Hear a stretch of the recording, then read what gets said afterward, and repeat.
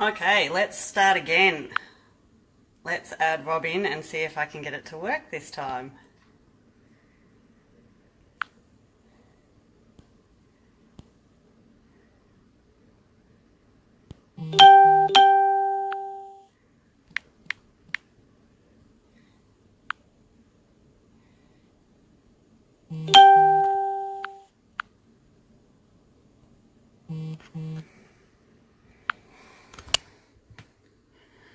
Alright, here we go.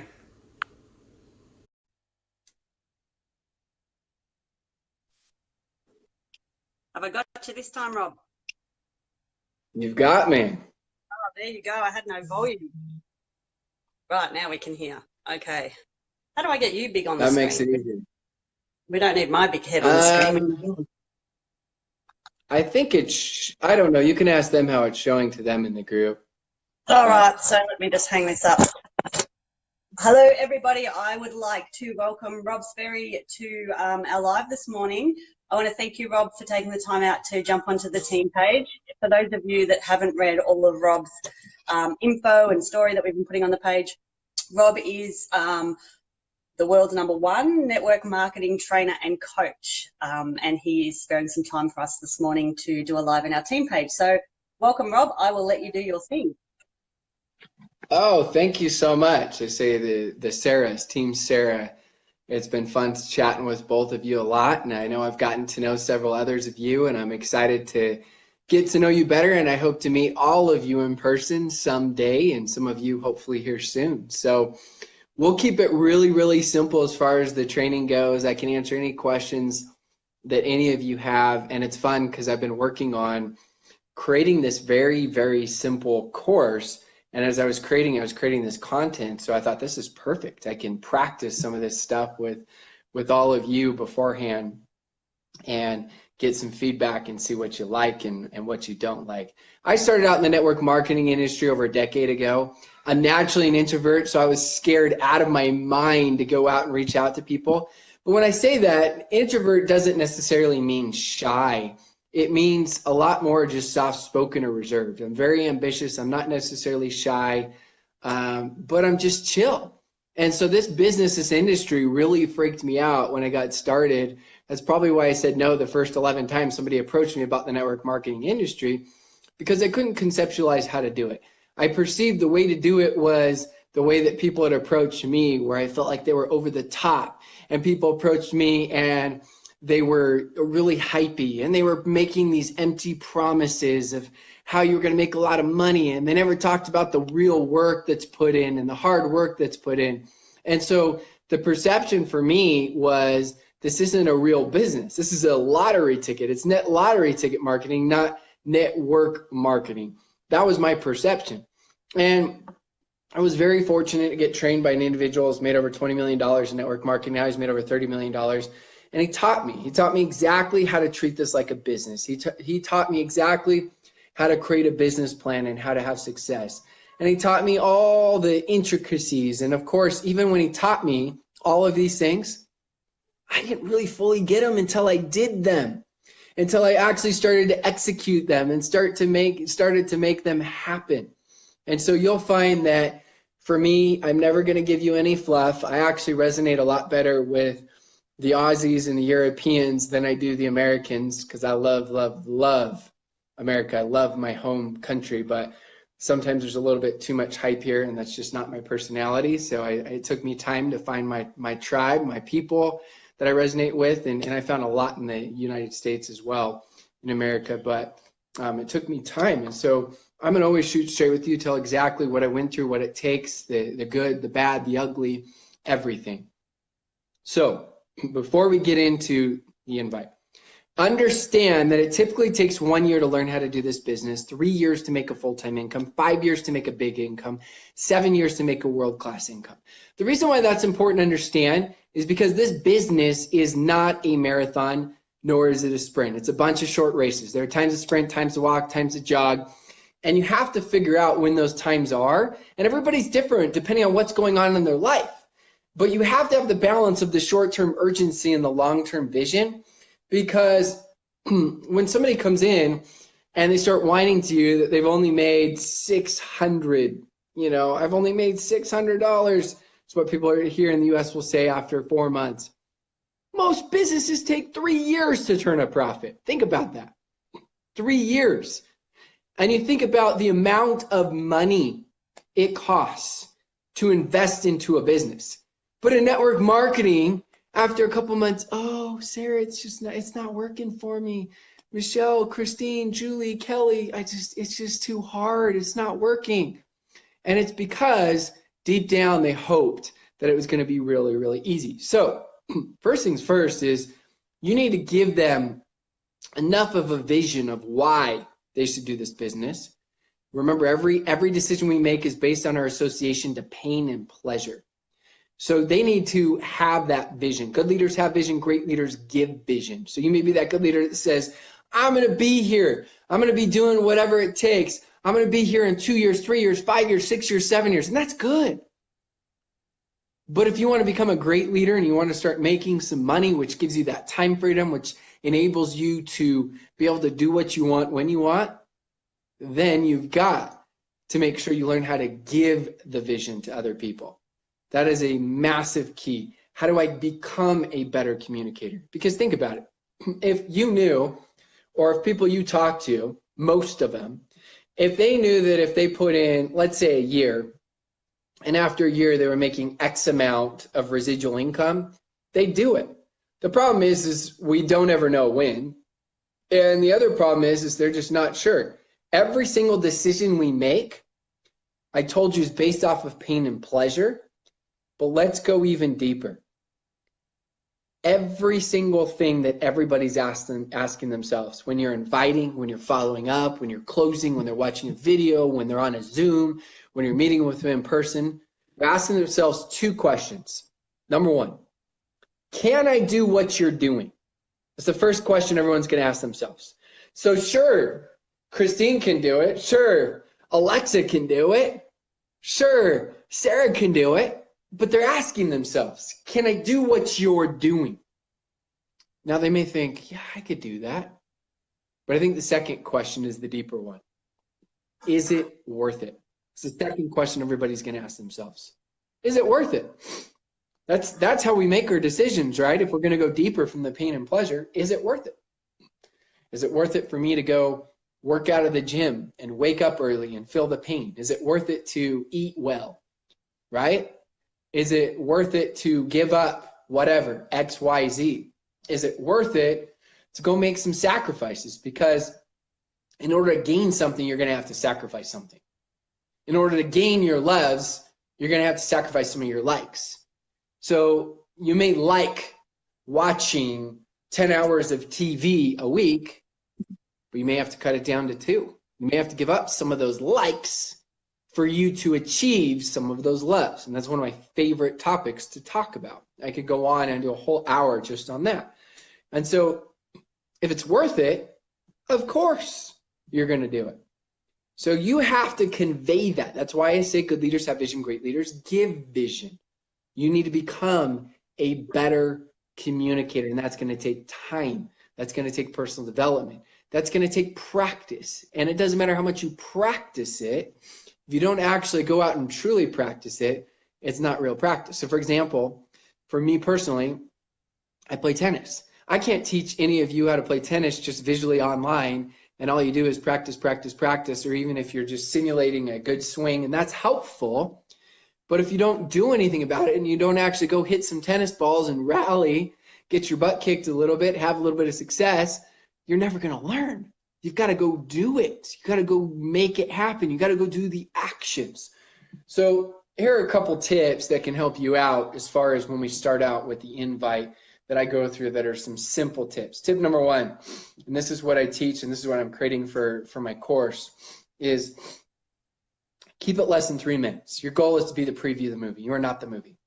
The last thing you want to do is ruin the movie for people. So keep it very simple. What works is what duplicates. I can't do it justice. If I'm trying to describe my favorite movie to somebody, they got to go see it. You want to give them the highlights for them to go see it. Now, of course, they're going to have all sorts of questions, but you can't do it justice. Your goal is to be the preview to the movie, not the movie. At the beginning, I was that because I couldn't describe everything. Month 2, I knew too much and I started throwing up all over people and I gave them way too much information. And it was like, yeah, our company's this and our products are this and this and this and this. And the presentation became pretty good. And it became so good on the invite that nobody joined me. So you got to learn to keep it very, very simple. So I had to go back to the basics. Number 2, what I teach is intent. I think it's important that we let them know the real reason why you called. And whether it's a Zoom or it's in person or it's a Facebook message, the last thing you want to do is call up your friend you haven't spoken to in 5 years and say, hey, Susie, I'm so excited to catch up with you. And you talk with them and you talk with them for 30 minutes. And then at the end, hey, Susie, by the way, I just joined this company that I thought would bless your life and change your life. What's Susie thinking? Susie's thinking, you just called me after 5 years to pitch me the business. You don't want to catch up with me. That's what she's thinking. So I'm straight up with people. If you haven't spoken to somebody, I'm going to say, hey, Susie, look, I haven't spoken to you in 5 years. So I want to let you know the real reason why I called this because I'm excited about this new business that I'm doing. I think that it would be a great fit for you. If it's not, then that's okay. You can point me in the right direction. And then after, let's just catch up because I'd love to catch up anyways. And I'd love to stay in touch with you. That right there is going to have a lot more success because now you're being a real person. You're learning how to utilize that authenticity as you come out and start. Number 3, be passionate, but don't be over the top. So passion's important. That's why a lot of people that take action have more success in month 1 than they do in month 2. Now, it may not be you, but think about you and think about your teams. You may be the exception of the rule, but most people have more success in month 1 than they do month 2. Because month 1, it's all passion. Month 2, it starts to become more logic. So find a way to utilize that passion. All of our decisions that we make have some sort of emotion attached to it. It's that excitement, it's that energy, it's that boldness, it's that curiosity it creates. So you want to teach everybody to be passionate. You've got to learn to tell your story as if it's the first time you've ever told your story. You can't just, oh yeah, you know, I've done this and this. There's no excitement. Think how excited you were when you joined. And even though you were scared, you had that frenetic energy when you were calling people or whatever, reaching out to them or talking to them in person or on Zooms, whatever you were doing personally. But think of that frenetic energy you had. It made people curious. It created that, you know, it made it so people were just, it was contagious. Number 4, give them one thing you're excited about in the invite. It's the KISS strategy, right? Keep it stupid simple. Keep it silly simple. I like stupid simple better. Keep it stupid simple. And just give them one thing you're excited about because that's duplicatable. Everybody can share that in their story, what they're excited about. Now they don't have to be the expert. Now they don't have to share every little detail about the ingredients, right? Or how things work or how the patch technology works. And it's proven scientifically. And here are the different, you know, it's a lot better release system and this and this. Great. If you want to do something like that, just find the one thing that's simple because otherwise they're not going to hear everything you say. You want to find that one thing so you don't dilute the rest of, you know, everything else you talk about, which will be diluted, you know, that one thing if you start talking about too many things. Number 5, if it's a business standpoint, I like to sell my goals and my commitment. And I think depending on the product, which with your guys' product, you can sell your goals as well. But from a business standpoint, I sell my goals or my commitment. So I sell it, whatever it is for you. It could be, I want to make X amount of money and I'm going to do it within a year. And that could be what you say. So I sell my goals. I sell my commitment in a very simple, powerful way. So let me give you an example. If I were on with you and I said, hey, Susie, the real reason why I called, I know we haven't spoken in 5 years. I'd love to catch up with you, but I just want to be straight up with you. I'm so excited. I just started a brand new business. Yes, of course, I'd love to get your opinion, but I think you'd be interested. If you're not interested, that's okay. You can point me in the right direction. My favorite part, go through your favorite part. You're keeping it really, really short and simple. And then after that, you're letting them know, again, what that goal or commitment is. So And my goal is, and whatever your goal is, you can make it big, small, whatever it truly is. Don't undersell, don't oversell. So I would say my goal is to make $5,000 a month. And I'm going to do that in a year. And I'm going to do whatever it takes to achieve that. And it may take me 2 years or 3 years to do it, but whatever it takes, I'm going to do that. See, there's passion in that, but also I'm selling my goals, but I'm also selling my commitment. I'm selling the commitment that I have, that I'm willing to do whatever it takes in a very simple way. That brings instant credibility when you're backing up your dreams with what you're willing to do. And like I said, it may or may not make sense for you, but I promise you I wouldn't waste your time. It's worth your taking a look. And so what I do is I'm selling that. And then what I do is you're selling after that. You're the preview of the movie, you're selling your appointment. An appointment could be a webinar, it could be in person, it could be a FaceTime, right, with you and another friend.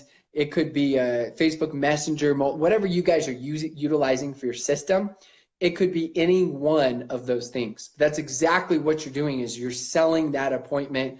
You want to get them ASAP, immediately. If it can be right this second, you want to get them to take a look, because that goes into tip number 7, which is urgency. Urgency is synonymous with wealth. You have to create that urgency, because if it's okay and you say, yeah, it's okay if we end up meeting in a week or 2 weeks, you've just devalued your entire invite. You just devalued your products. You just devalued your company. You just devalued your opportunity. Think about that. If something were that important, would you say, yeah, we can meet in a week, 3 weeks? That's fine. Just let me know. So I let people know it needs to be right now. I let people know that we need to meet. And when I say meet, again, I'm not saying it has to be in person. So I want to clarify. Whatever you're utilizing, obviously some of it just depends on where they live. So whatever that is, I'm selling it right now ASAP. So if it's tonight, today, later, whatever it is, your goal is to sell that and create that urgency. And that's one of the things that will help you out. I promise you, that's one of the things that will make a huge, huge difference. I'm trying to keep things very simple for you guys. This is exactly what I did. I created $45,000 in sales my first 3 weeks in network marketing. I wasn't that good. I called a lot of people. I'll admit that. I had a great mentor. I was super coachable, and I outworked everybody. Why? Because I knew I wasn't that good. I knew I wasn't naturally the best. And so I said, you know what? I'm going to have to outwork everybody. I'm going to have to pay more attention to details. I'm going to have to be more coachable, because I'm not naturally the charismatic, loud. I feel like every Facebook Live, including this training, I have to yell. So I'm constantly taking cough drops because I lose my voice. I took one. If you guys noticed at the very beginning, I had a cough drop. And that's just me. But I'm not different. I'm just the best version of me. I'm not a different person. I tried to do that. Didn't work out for me. At the beginning, I found a way just to be the best version of me. And that's the most excited version of me. Some people like it. Some people don't. That's okay. It's too hard to try to be somebody else. I've tried to do that before, and it just didn't work out very well. Halloween happens here in the United States once a year, and so maybe I could try that once a year. But other than that, it just doesn't work out that well. So I'm happy. The goal was to keep this very simple. I try to make sure I always have takeaways from every training. I tell everybody don't get overwhelmed. Find that one thing that resonates with you, that one thing you can integrate and implement in your business. I firmly believe in what Leonardo da Vinci said.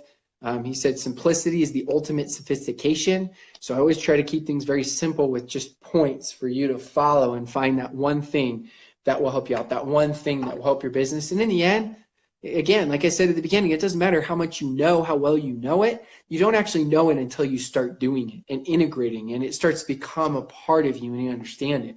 For me now, I can teach all these things because I've been through it and I've done it. And so I know it. I've lived it. You need to live it to actually know it. And again, and some of these things you guys will hear me say over and over again. Successful people just do the basics better. You'll hear me say that over and over again. And I think that's always a great reminder for me and for all of us, because sometimes we always want, what's the secret sauce tips? You know, give me these hidden secrets or anything like that. There's just different insights, maybe different perspectives, maybe different communication styles, maybe better communication styles, different analogies and things like that. And that's what I try to do. I try to sum things up with that, like successful people just do the basics better, like good leaders have vision, great leaders give vision. Those will be things you'll hear me say over and over and over and over. And the more you do it, the more you'll actually understand it. And the other one that I always say is compensation always catches up to skill set and effort, but it's almost always massively delayed. Network marketing can be the most underpaid industry in the beginning.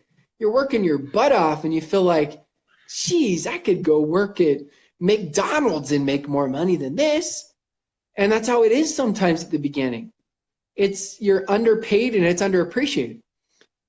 But it's hard to create a residual income.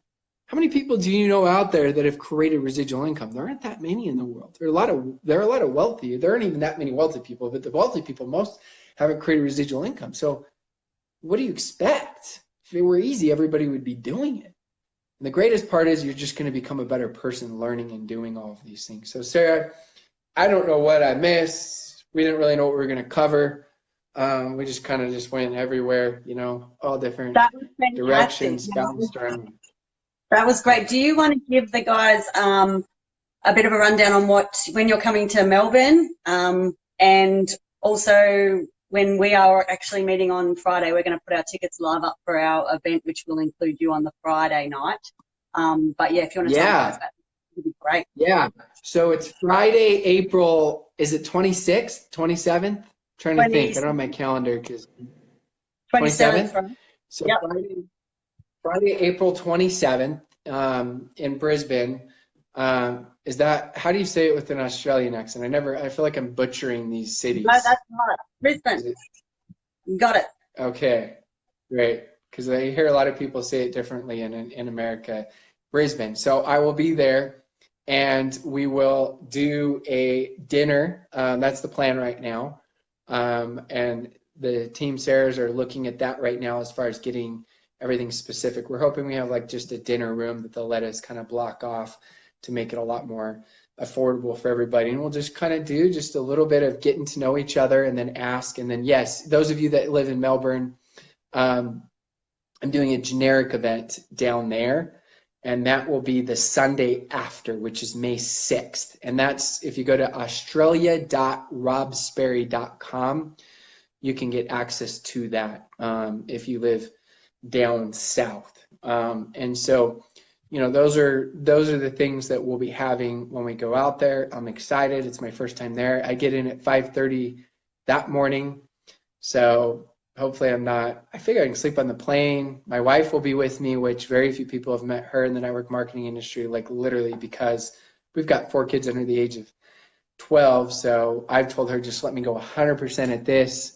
She does the hard work with the kids, and then I get to go be the good guy and go do tickle tests and play tennis with them, read stories with them, and all the fun stuff. And then I do have to check up on their chores after, because she says it's not fair if she's the bad gal on that. So I have to be the enforcer on some of the chores on Saturdays. So someone's got to do that. So. Well, thank you again, Rob. That was fantastic. I'll put those links up on the team page and we'll speak again and get the finer details worked out for the Friday. But thank you so much for sparing your time for us. And we will see you again soon. Okay. Thanks everybody for tuning in. Appreciate it. I'll see ya. Bye.